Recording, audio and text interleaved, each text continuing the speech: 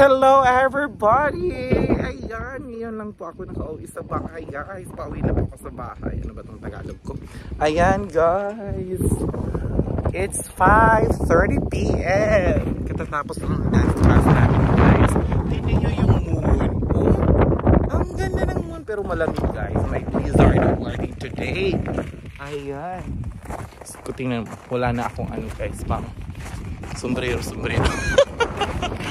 Ang puti ko dito na dilul-daluspad. Ayan guys, diba? Ganito guys ang ano ng Alaska. Wala nang sikat ng araw guys. Ang lamig. Malamig siya guys. Ano ang sakit sa ano?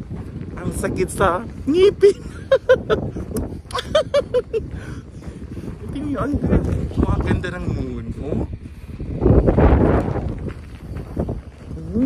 Ayan, dyan lang po kami nakatira guys. Ayan. Harap lang talaga yung school yan, oh. Harap lang talaga. Wala pang 1 minute guys talaga. Baka kung mabilis ka maglakad, yun nakarating ka na sa bahay. Yun ang advantage dito.